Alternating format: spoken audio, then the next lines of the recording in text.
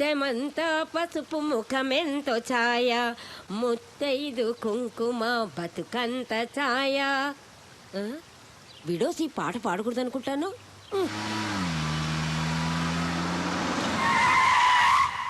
Counter stupid idiot, who are you?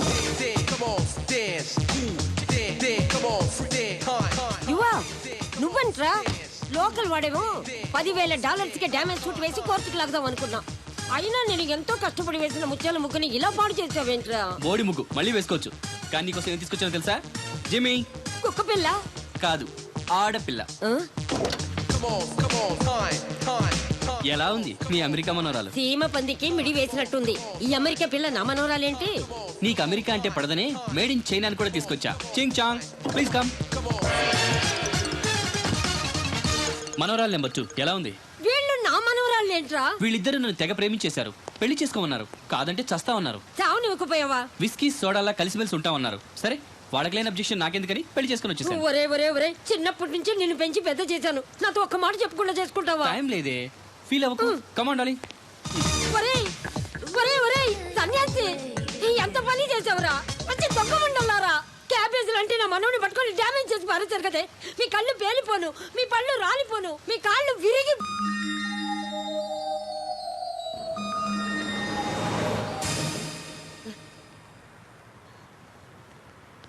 ఒరే యువా,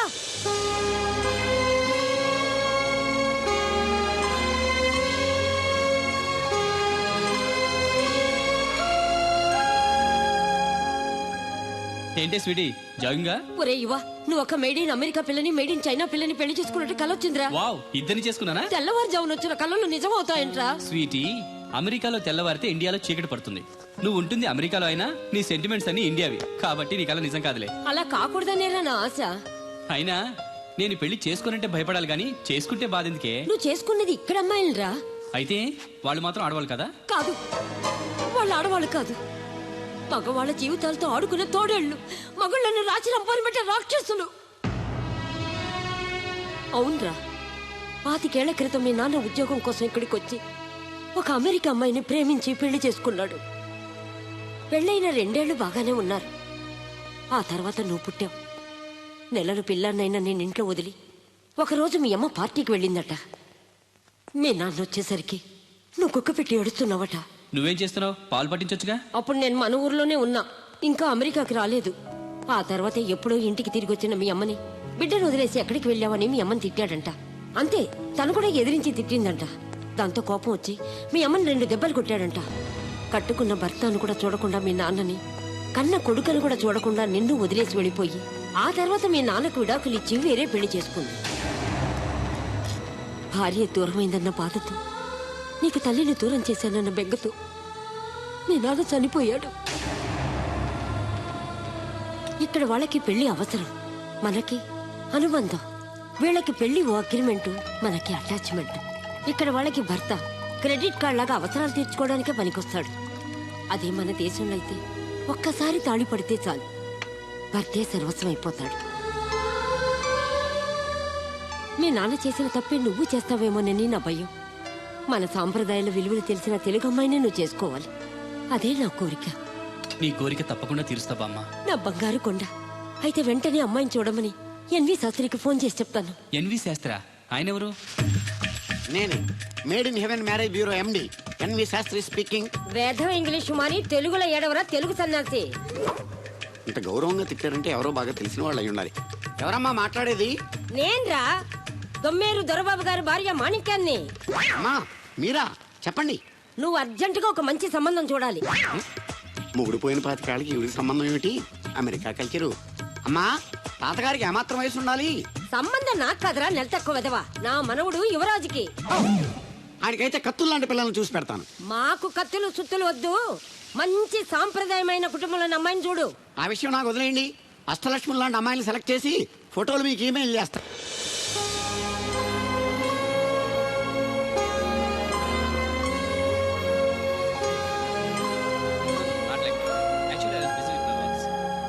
Yeah, I'll be there. Okay? Okay then. Take care. See you. ఒరే ఇవా, Bye. Sastry పెళ్లి కూతురు ఫోటోలు పంపించాడు చూడు.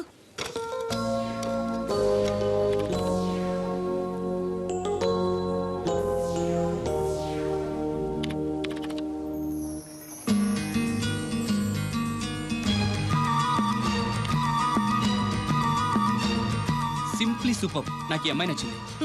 నా మనోడు అనిపించావు. నాకు కూడా ఈ అమ్మాయి నచ్చింది. ఇంకా వేరే కూడా చూడు. అక్కర్లేదు, నేను ఫిక్స్ అయిపోయాను. అయితే వెంటనే మ్యాచ్ ఫిక్స్ చేసేసుకుందాం. రేపే వెళ్ళి అమ్మాయిని చూసిరా. రేపా? ఏ కుదరదా? ఇవాళ కుదరదా? ఓర్ని, నాకంటే స్పీడ్ గా ఉన్నావు. టికెట్ దొరికితే ఈ రోజే బయలుదేరు.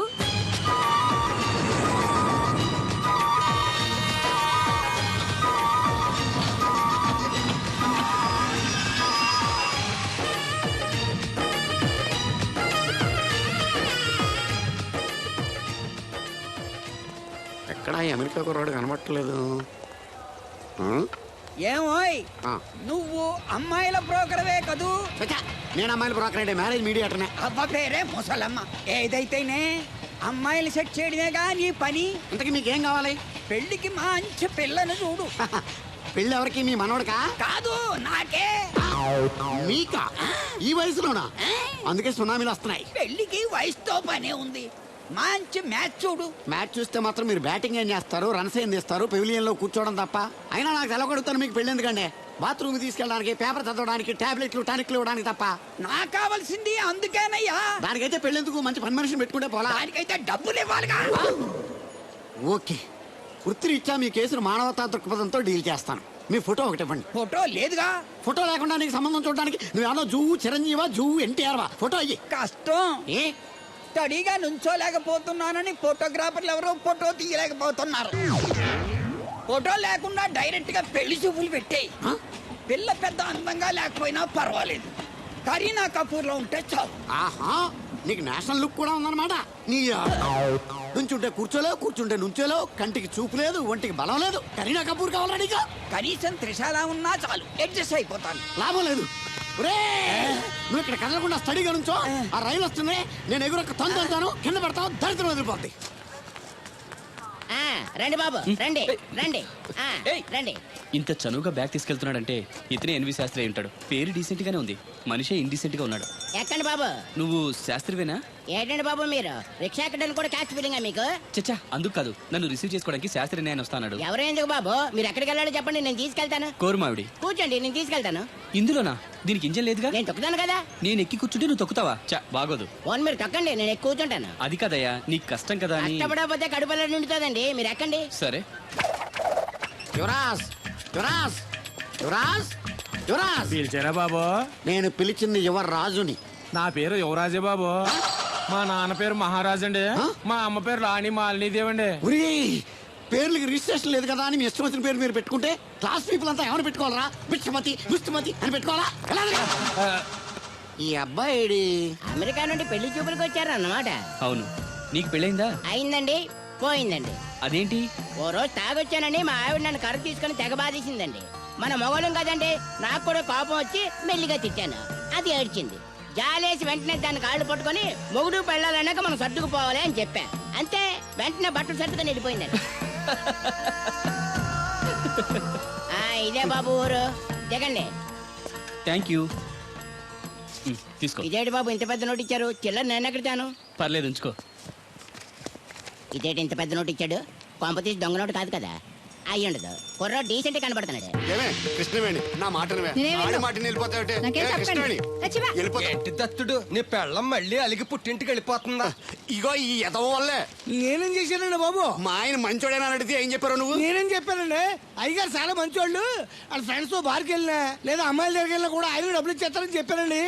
ఇందులో మంచి ఎక్కడ ఉందా? నువ్వు చెడు తప్ప మంచి ఎప్పుడు చేసావు? ఏడోకు ఆ పెచ్చమాలోకం మర్చిపోయి మధ్యాహ్నానికి మళ్ళీ వచ్చాను. అదే కదా బాధ. పుట్టిల్లు ఊళ్ళో ఉండడంతో పొద్దున్న నెల సాయంకాలం వచ్చేస్తుంది. ఓ నెల రోజులు రాపోయినా బాగుండు. చెప్పిన గోడకి ఎవరి తాలూకా బాబు?